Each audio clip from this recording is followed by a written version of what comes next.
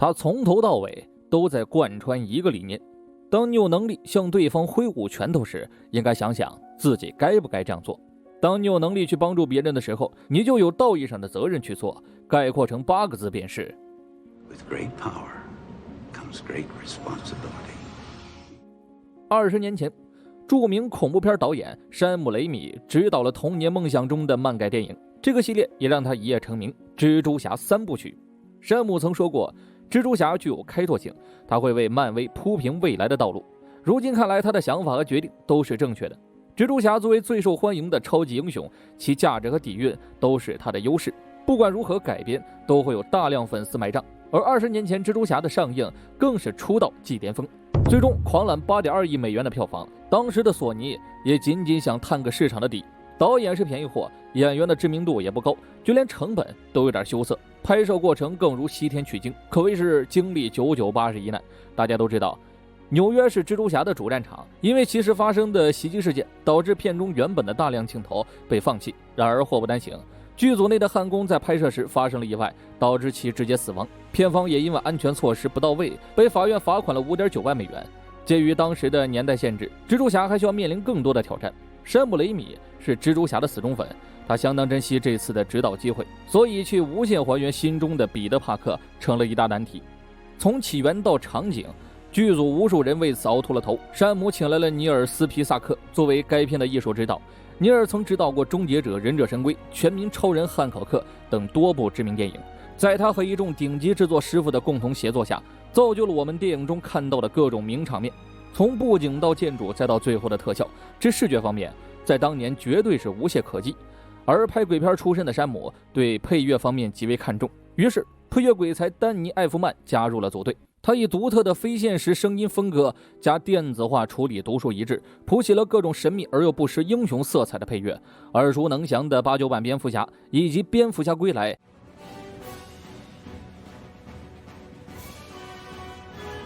也有五彩缤纷的查理和巧克力工厂等等。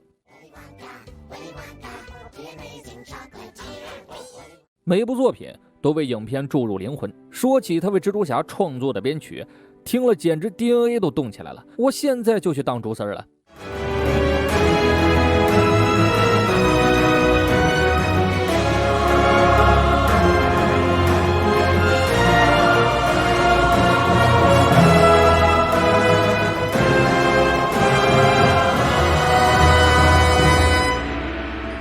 With great power comes great responsibility. Who am I? I'm Spider-Man. 受于当时 CG 技术的限制，服装方面就要下足功夫了。在戏服的制作上，团队也是费时费力，结合设定概念的选择问题，服装设计师也是打版再打版。导演擅长恐怖片，早期绿魔的设定也是极为吓人，担心观影的儿童出现问题，山姆最终改成了多数人都能接受的模样，收敛了那么多，原片还是不少桥段成为了当时的童年阴影。只能是拍鬼片的导演都太会拍英雄片了，你说是吧，温子仁？各位也清楚，托比的蜘蛛侠出肉装，光是战损紧身衣的出镜率就超过了1半，所以流程相当麻烦。而大反派绿魔的服装，为了尽可能的实现外置骨骼的效果，扮演者威廉达福穿衣服都不能自理。这些幕后的付出都是画龙点睛之笔，关键还在于这条龙能否驾驭。主角托比马奎尔想必不用多说了，恶霸马奎尔要往你的眼睛里整点灰。托比的人生颠沛流离，虽然家庭不圆满，但母亲支持儿子的梦想，也是因此托比踏上了演艺之路。新世纪前，他的生涯平平淡淡，直到托比扮演了彼得·帕克，从一众知名演员里脱颖而出。试镜的几分钟里，他征服了所有人，每个人都认为他就是蜘蛛侠。托比也不负众望，加强训练了数月之久，举手投足到表情细节，摇身一变成了彼得本比啊。托比演绎的如何根本不需要评价，时至今日都是标杆。英雄和恶棍从来都是两不利的。作为第一部的反派，绿魔不比章鱼博士和杀人，他是纯粹的恶。后两者心里还有一丝善，这一个身体2个人格的刻画，达夫叔演绎就炸裂了，就一面镜子演出人格分裂，单纯与邪恶的切换堪比女朋友翻脸，只能说强无敌。再配合导演山姆的鬼片底子，小时候多少泡尿都是被他吓的。Last night I was... What? 幕后还有很多我们不知道或者我不知道的事情，但台前的东西是可以通过影片去分析的。蜘蛛侠上映时本人也才5岁，是肯定不可能享受影院氛围的。首次观看它还是05年家长在音像店租的盘，依稀记得使用的是 VCD， 一次可以放3张盘转圈播放，看完1周内还得准时去还盘。那时候总会快进到蜘蛛侠变身的时候，也不看剧情，就好一口荡竹丝儿。虽然几年前做过托比系列，但并没有深入了解它背后的故事。近期因为一些大家都清楚的原因，蜘蛛侠的热度再创新高。当我们回过头再去品味经典时，会发现更多的酸甜苦辣。那酸或许更扎心，但苦也更珍贵。接下来进入回顾时间。伟大源于平凡，人们崇尚他在钢铁丛林中荡秋千，敬佩他总能救坟整逆。可作为一个奉献者，他也有自己的困境。彼得和大多数人一样，有着喜欢的女孩，有个亲密无间的兄弟。或许可惜于双亲已经不在，但却幸运的有对爱自己的叔婶。彼得是优等生，算得上是书呆子了，整个人憨憨的，人畜无害。而老实人往往都会受到排挤，就连素未平生的校车司机都会狠踩脚油门欺负他。那些活得远比他差的人都会跟着节奏跑，经典的青春片排挤法。但彼得从不抱怨，他相信生活会充满希望。这天，学校受哥大邀请，带着孩子们参观本院的基因展览。见到女神，彼得总是目不转睛。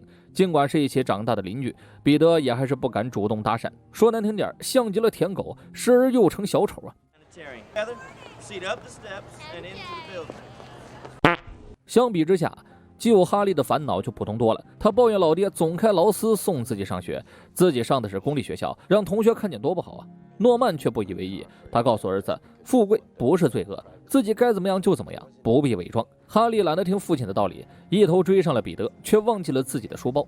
诺曼第一次见到彼得就喜欢上了这孩子，听哈利讲过不少他的事情，而且彼得年纪轻轻就能读懂自己的研究报告，这让诺曼更加欣赏他了。自己的爹都没对自己这么赞赏过。哈利心里虽然不平衡，但念在是基友也无所谓了，还调侃老爹这是想收养彼得。这次的展览是理科生的天堂，听着他喋喋不休地介绍着，哈利也只能是摇头一笑。走到哪儿都被欺负的命运是改不了了。MJ 的男朋友弗莱士总是无脑霸凌他，哈利也看不下去，为兄弟打抱不平，但他也只能是说说。哈利从不拿家庭背景威胁别人，毕竟人善被人欺嘛。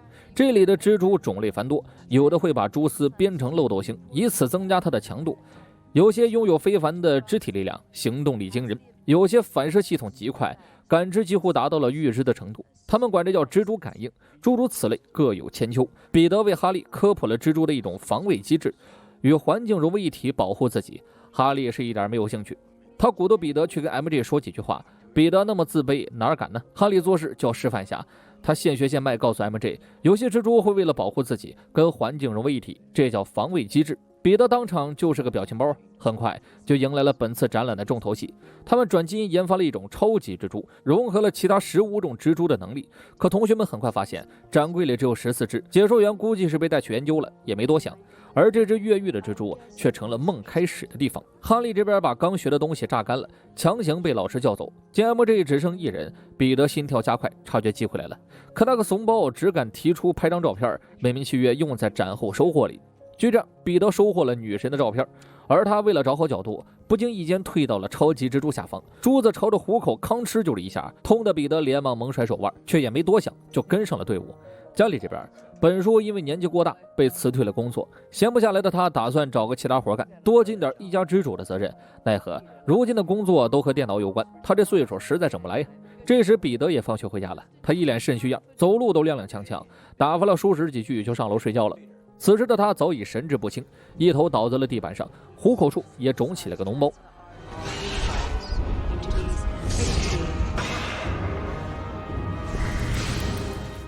那是超级蜘蛛的基因已经在彼得体内发生了突变。友情提示啊，现实生活中被蜘蛛咬了一定要尽快就医，放心，你是变不成蜘蛛侠的。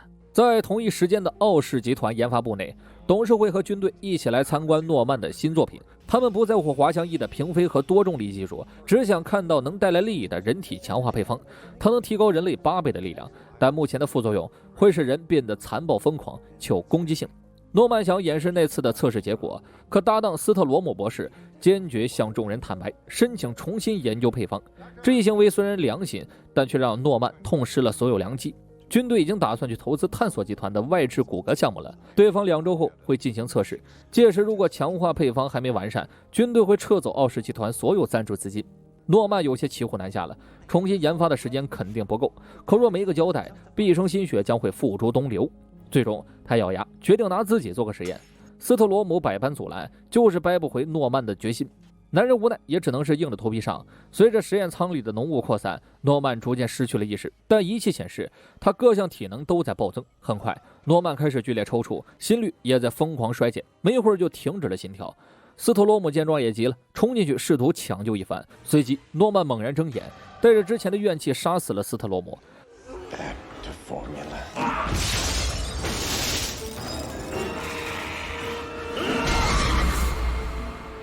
彼得一觉醒来，神清气爽，不知怎的，前来度的近视眼也好了，身上这腱子肉突然就有了轮廓。男孩应该都懂，这身材带来了自信，何况彼得还是一夜变猛男呢？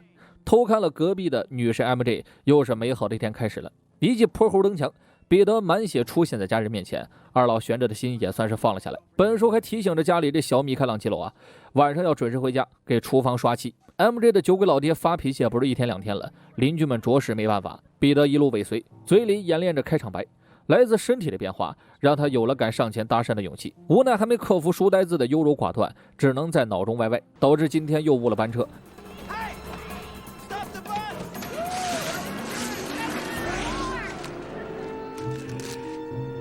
也没工夫去想为什么手很黏了。另一边，正要去上学的哈利突然发现父亲躺在地上，诺曼什么事都不记得了，可是给我吓一大蹦啊！很快，员工闯了进来，慌张地通知他，昨天晚上斯特罗姆博士死了，滑翔翼和飞行服也一并被偷走了。诺曼的懵逼根本不是装出来的，他的的确确有些始料未及啊。食堂里，彼得吃着简简单单的午饭，孤独的像条狗啊。路过的 MJ 让他心情不好，突然似乎有什么预感，彼得起身。Wow, great reflexes. Hey, you have blue eyes. I didn't notice without your glasses. 如此近距离接触，又被女神夸赞眼睛好看，欣喜的彼得只能是憨憨一笑，表示开心呢。等他一屁股坐回餐桌，诧异的发现手年病又犯了，一扯还有不明丝状物。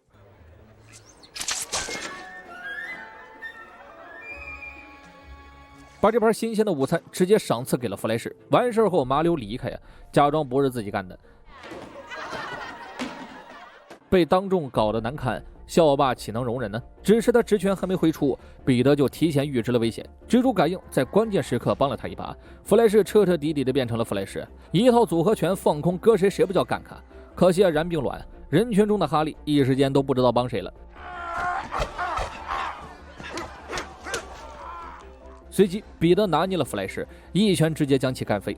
整天被霸凌，难得还手一次，还被当成了怪胎，浇灭了彼得刚刚燃起的欢喜。这时候，也只有好基友觉得他贼屌啊！受不了大家异样的眼光，彼得跑出了学校，在小巷里冷静观察了手腕跟虎口，想起之前咬自己的蜘蛛，心想难不成是他改变了自己啊？指腹上密密麻麻的倒刺浮现，名场面来了。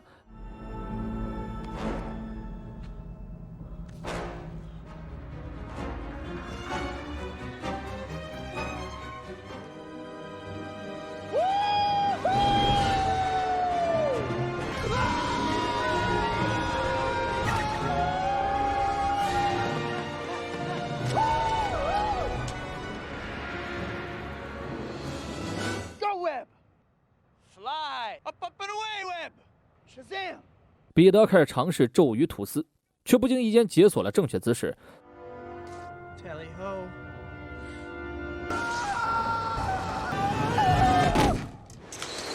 虽然你落地的样子很狼狈，但你狼狈的样子真的很狼狈啊！别的不说，小时候模仿过这段留下你的痕迹，我不是一个人在中二啊！再回家，却发现本书早就自己把活干完了，没一怕孩子饿，把吃的也备上了。相比彼得受到的关爱，隔壁 MJ 只能天天受着酒鬼老爹的打骂。早就熟悉情况的他，到了趟预判垃圾，前后脚就跟 MJ 撞了个面。如今这些孩子都要面临一个现实问题：高中毕业后何去何从？彼得有一个城市梦，他想到市区找份摄像师的活，勤俭持工。而 MJ 也早想摆脱这对父母了，他向往当一名耀眼夺目的女演员，只是这个梦想说起来容易，实现难呢。彼得因为身体状况也开始健谈了，他相信 MJ 总有一天会绽放光彩，点亮整个百老汇。了解一个人就能看到他的未来呀，这种关怀恰好是 MJ 最需要的。You're taller than you look. I hunch. Don't.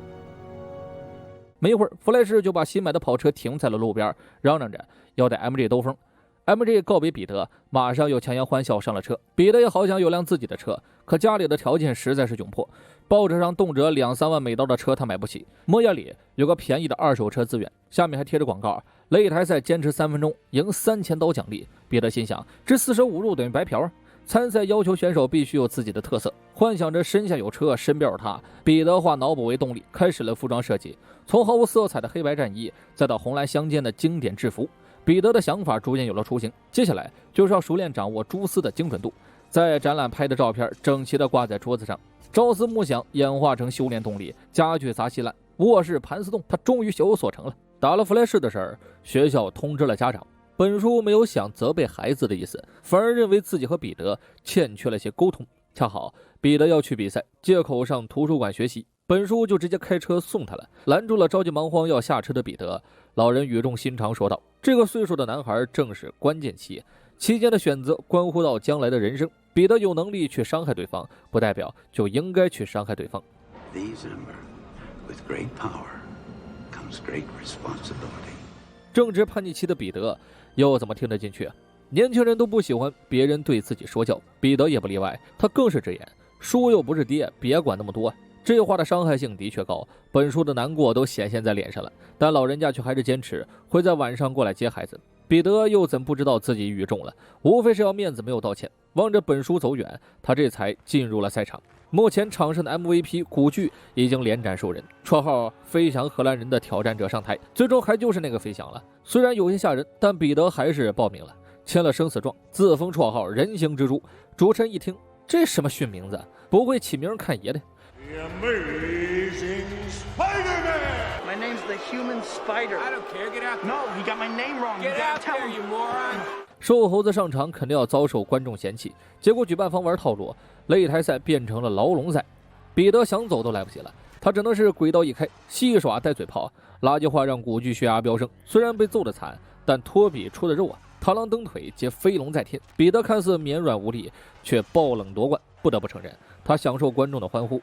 万众瞩目令彼得斗志昂扬，而结账时只拿到了100。人家的理由是3分钟的比赛，你2分钟打残了我最火爆的选手，100块仁至义尽了。反正彼得急不急用钱又和自己没关系。彼得前脚刚走，赛方就遭了现世报，现金被劫匪洗劫一空，对方直勾勾向彼得跑来，想起他们对待自己的不公，彼得放走了劫匪，然后原话奉上，关我屌事。彼得的心里爽炸了，可很快他就为自己的选择付出了代价。街边有老人中枪倒地，彼得破开人群，发现是本书。弥留之际，本书眼里含泪，有气无力地喊了2次彼得的名字，便彻底离开了人世。彼得无助地流着眼泪，听到警察那边有犯人的踪迹，他悲伤化为愤怒，只身一人前去复仇。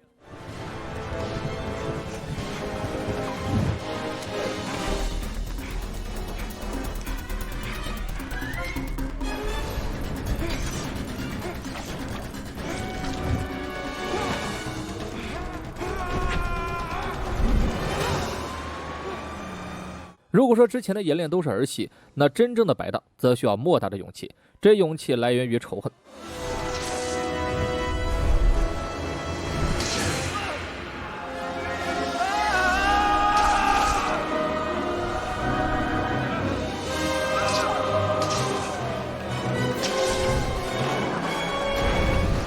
彼得追上了犯人，并不打算手下留情，当机立断将人逼进了死路。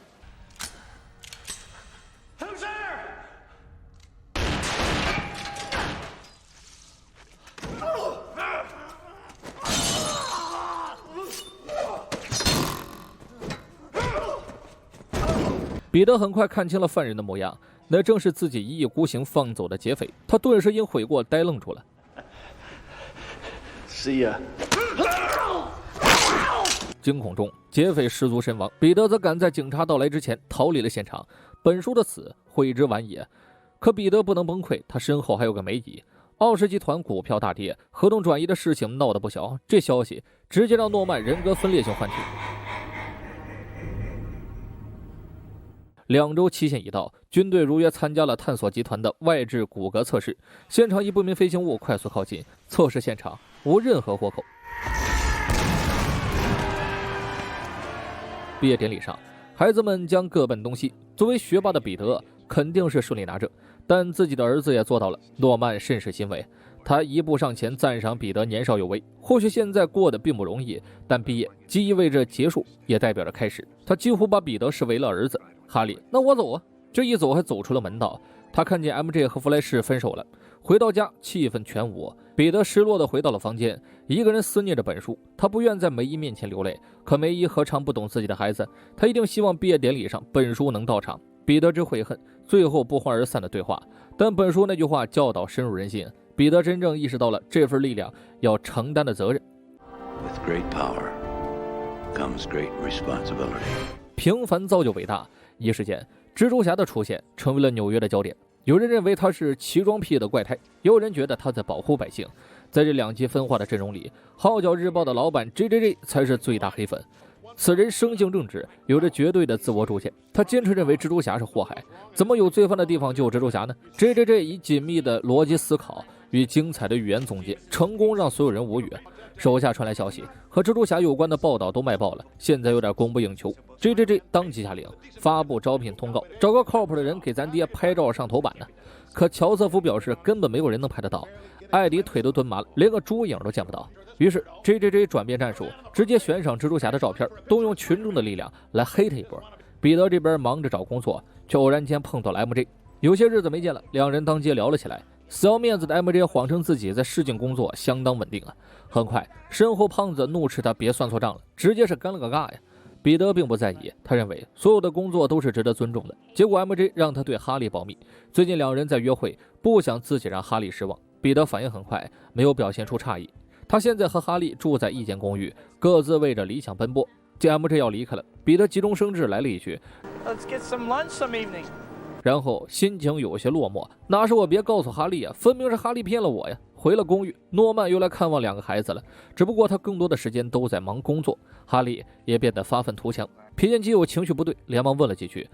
彼得只能把 MJ 的事藏了起来，声称自己因为迟到被康纳斯博士开除了。当蜘蛛侠确实花费了彼得很多的心思和时间。诺曼来了手助攻，非要见见儿子的神秘女友。彼得眼珠子一转，表示哈利可没告诉我啊。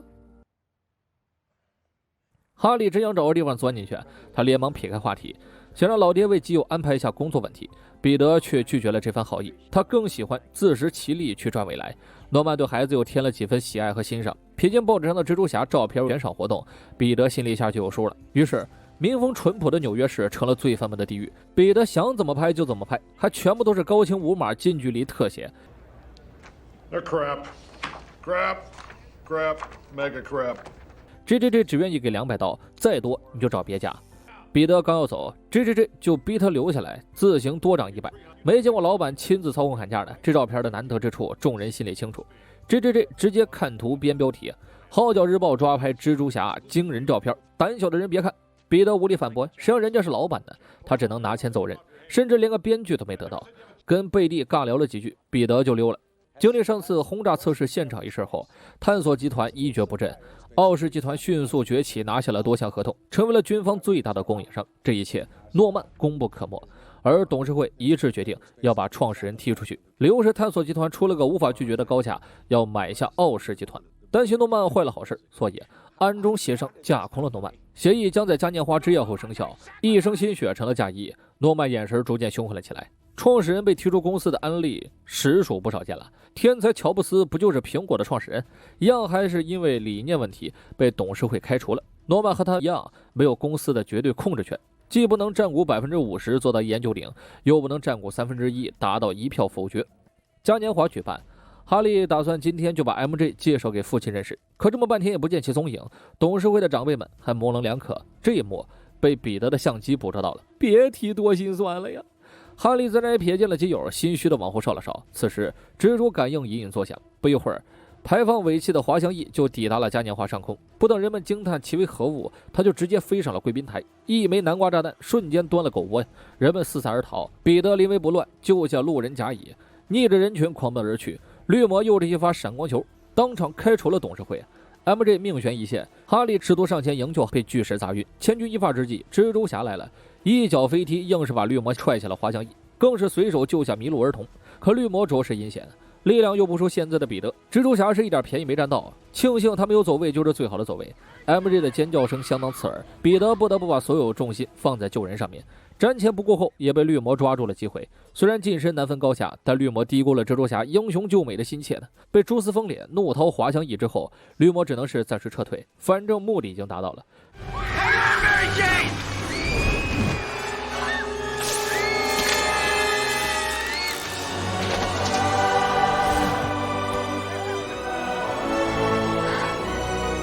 这场鸳鸯荡蛛丝实属梦幻。MJ 很好奇这盖世英雄到底是谁呀？而彼得巧妙地留下了一句 Your friendly neighborhood Spider-Man. 芜湖啊！电话里 ，MJ 猛夸蜘蛛侠强无敌，旮旯里偷听的彼得爽爆了。哈利多少有点酸，但他还是向彼得道了歉，也是看基友整天暗恋不付出行动，对 MJ 自己也是爱得死去活来。另一边，诺曼和另一个人格初次见面。Where are you? Follow the cold shiver running down your spine. I'm right here. The board members, you killed them. We killed them. 镜中的自己邪恶至极，境外的自己惶恐不安。绿魔杀死了董事会，帮助诺曼夺回了主导权，但蜘蛛侠的出现却有些搅局。比起除掉他，绿魔更想招募。若是两人联手，嘉年华的事儿这么一闹大，这又可以编出点劲爆的内容了。蜘蛛侠的同伙暴力自衰，想到这儿，他安排人去注册商标，以后绿魔这个名要收费。Mr. Jameson, Spider-Man. Hoffman? Yeah? 鬼才霍夫曼堪比曹操啊，是 JJJ 手下最忠实的可怜虫。彼得试图为蜘蛛侠辩解，论口水战，他还真不是对手，也只能是黯然离开。随即扔下去的雪茄飞了回来，下一秒绿魔杀到，狠狠掐住了 JJJ， 逼他说出蜘蛛侠的摄影师是谁。JJJ 虽然毒舌，但做事还是有底线的，打死也没出卖彼得。好在蜘蛛侠赶到为其解围。Spider-Man! I knew you two! Hey, kiddo, let Mom and Dad talk for a minute, will you?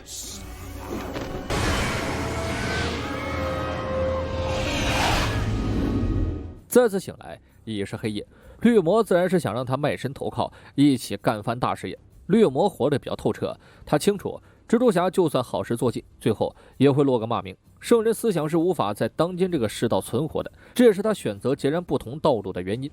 绿魔不急于蜘蛛侠给出答案，但希望其能想清楚，正邪无止境的斗争里，受伤的永远只会是无辜人。一夜之间，蜘蛛侠果然背上了骂名，人们都以为他和绿魔是一伙的。号角日报更是呼吁民众通缉蜘蛛侠。彼得看完很是不适，这应验了绿魔的想法。彼得四方打听到了 MJ 最近的情况，费尽千辛万苦营造了一场偶遇。他想请 MJ 吃个汉堡解忧，可今晚女人跟哈利有约了，他试图邀请彼得一起，彼得匆忙表示不感兴趣。 Why so interested? I'm not. You're not? Why would I be? I don't know. Why would you be?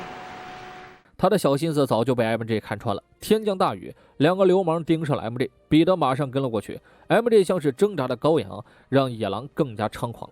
暗中守护的彼得出手了，不费吹灰之力解决众人。因为来得匆忙，连面罩没有时间戴上，整理好之后才倒挂出现在 MJ 面前。还是一场有心的偶遇，但结局却完全不同。两次被同一个人拯救， MJ 难免沦陷了。他以自己的方式打起了英雄，虽然很残忍，但默默喜欢暗中保护这件事儿，分别放在充满神秘的蜘蛛侠以及人畜无害的憨憨彼得身上，可是截然不同的。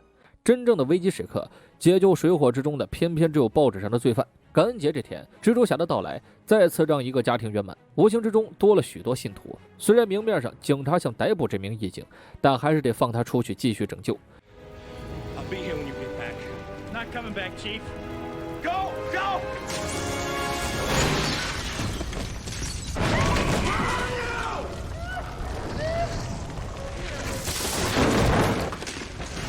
It's okay.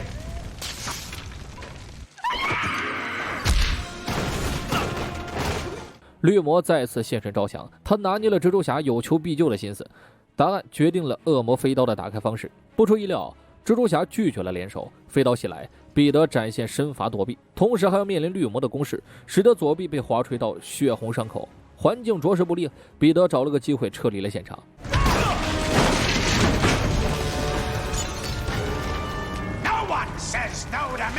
战后，诺曼赶去陪家人过节，顺便就见了见儿子的女朋友。只是接触了几秒，诺曼就看穿了一切，彼得只能辛辛苦苦当回家，闹了点动静，把所有人都吸了上去，无奈只能挂壁躲闪。伤口处的血极限避开了诺曼，但还是被察觉到了。好在他善于用环境隐藏自己，这才大摇大摆从门口进来了。好孩子的待遇就显现出来了，一个个笑脸迎接。饭桌上气氛有些尴尬，好兄弟和女人在一起还见了家长，彼得总感觉不自在，他不经意就露出了左臂的伤口，这让诺曼眯起了眼睛。绿魔的人格逐渐主导了他，尽管彼得借口说是自行车撞的，但飞刀的痕迹他还是一眼就能看出来。如此一来，绿魔知道了蜘蛛侠的身份，但蜘蛛侠还被蒙在鼓里。诺曼的突然离场让哈利很不开心，难得让女友和父亲见个面，可诺曼却直言这女孩图谋不轨，或许他现在很信任，但终有一日他会变成你身上的吸血鬼。二爸的建议是玩玩得了，门外大声密谋，让 MJ 脸色难看。他怒骂诺曼是个死变态，如无父分手也啊！大家语气都有些激动，最后闹了个不欢而散。绿魔现在改变主意了，他要除掉蜘蛛侠。虽然诺曼不舍得对这孩子下手，但此时的他也只能臣服。绿魔极其阴险，直接杀了蜘蛛侠过于无趣，他要好好折磨彼得，让其生不如死，攻其身不如攻其心呢。正在家中为亡夫祷告的梅姨，恶魔突然出现在他身后，老人恳求上帝救救自己，可回应他的只有那邪恶的笑声。梅姨受到了惊吓，彼得赶去医院的时候，他已经魂不附体，机械化的念叨着那可怕的黄眼睛。彼得又怎么不懂啊？绿魔一定是发现了自己的身份，究竟是哪儿出了差错呢？彼得在病床前一坐就是一夜，没照顾好梅姨，他有愧于天上的本数。期间 MJ 来看望过老人家，梅姨一直休养元气，两人就聊了聊哈利的事儿。MJ 承认自己爱上了另一个人，说来有趣，他爱上了蜘蛛侠，那个神龙见首不见尾的英雄。彼得倒也是满意，好赖跟自己有关系了，还表示自己在为蜘蛛侠拍照，蜘蛛侠还问了我关于你的事儿。于是借此彼得表白了。每当他望着 MJ 时， MJ 还以深情的眼神，这感觉既让人强大也让人软弱，时而兴奋时而害怕，就像是在毫无准备的情况下完成了遥不可及的梦想。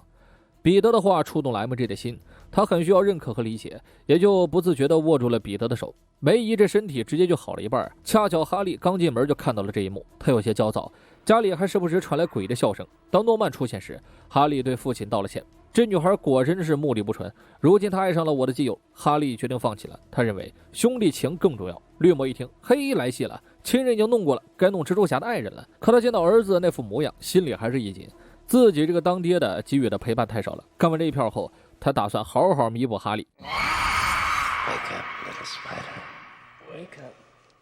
彼得依然在陪床，功课也都在病房解决了，梅的情况好了很多，精气神也回来了。他夸赞了孩子那段表白。梅记得彼得小时候第一次见到 MJ， 追着自己问他是不是天使，如今也终于付诸行动了。彼得表示哈利还是爱着他，我不能夺人所好。梅笑着告诉孩子，答案应该取决于 MJ 自己，你要做的就是让他知道你的真心，因为目前来看，所有人都知道你关心他，除了他本人。彼得眼神一惊，连忙出去给 MJ 打电话，他有预感绿魔会针对 MJ。果然呢，那笑声如魔音环绕， MJ 已经被绑架了。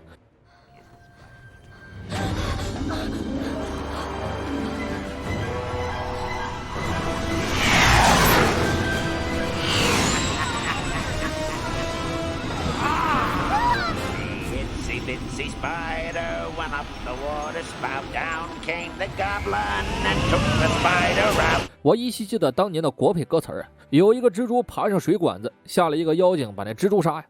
绿魔一通狂轰滥炸，整个缆车的孩子都成了手里的人质。彼得时间不多，立刻赶到他面前。果然呢，绿魔的手段是选择，心爱之人与无辜孩子，经典的2选1难题。绿魔心狠手辣，说完就直接松了手。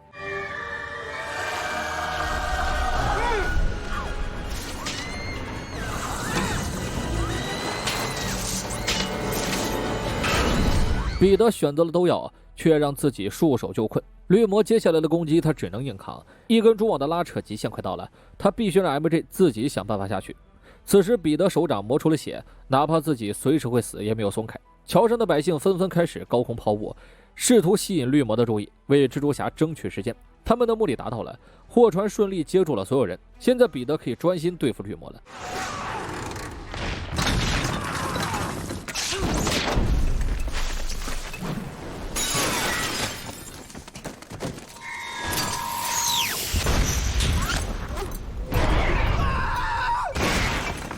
彼得血量惊人呢，桥下耗费了巨大体力，又被南瓜炸弹砸脸，加上一整套傲视拳法，彼得却还是不停地站起来。他射出了漏斗型蛛网，可尽管如此，也困不住力量强大的绿魔。这样下去，蜘蛛侠是必死无疑。可邪恶的绿魔还想杀人诛心，他要和 MJ 好好玩玩，然后再毁尸灭迹。这无疑是触碰彼得的逆鳞呢。他死死抓住了绿魔的武器，如此壮，他有这般力量，绿魔一惊，但彼得不给他反应的时间呢，整个人异常暴怒，下手也不分轻重了。几拳打碎了绿魔的头盔，不敌的他试图用诺曼打赶尽牌，在彼得放下警惕时，偷偷部署了滑翔翼。You, Peter Parker, would save me, and so you have. Like a father to you. Be a son to me now. I have a father. His name was Ben Parker. Godspeed, Spider-Man.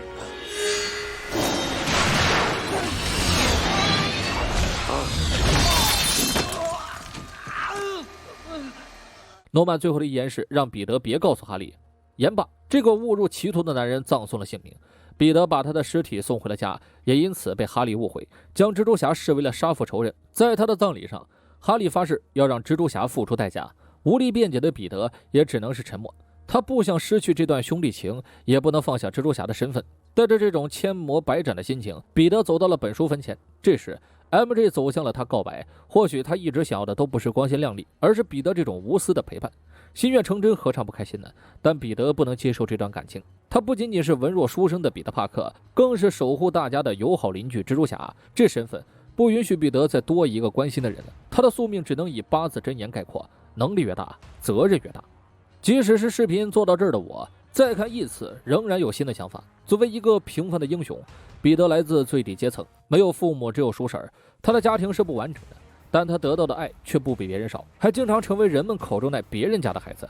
彼得有天赋，很努力，虽然老实的性格总会被人欺负，但这些从来没有打败过他。本书梅姨真心为他，既有又无理由信任帮助。正常人在这种环境中，其实都会止于当下，彼得也不例外。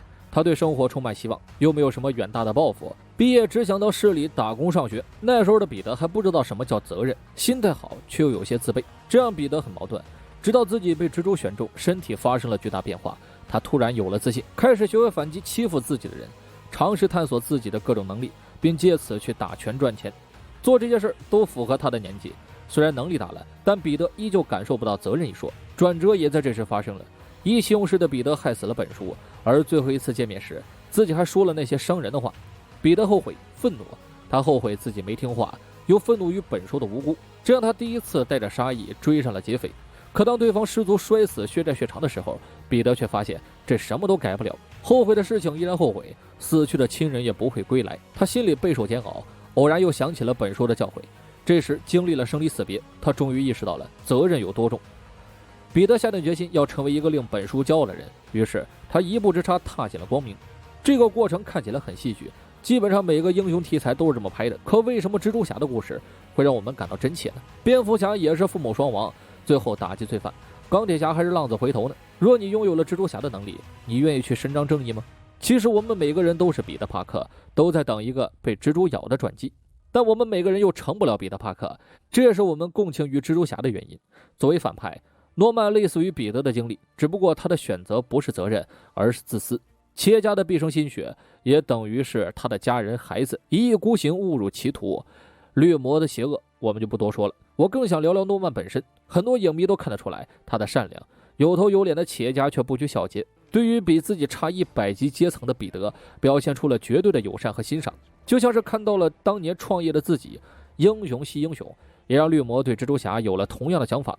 达芙叔完美拿捏了诺曼的那种挣扎，就像是彼得选择了责任一样，诺曼选择了自私，他臣服了绿魔。绿魔会给他带来想要的一切，甚至自己不需要付出任何心理负担。细想一下，你体内有个代练，天天替你工作，替你出力，你只需要享受就行，任谁都会被同化。这既是善恶的抉择，踏入光明，你可能会失去一切，但步入黑暗只要一个念头。关乎于蜘蛛侠与绿魔侠的看法，1000个蝙蝠侠里死1000对爸妈，每个人都有自己的理解。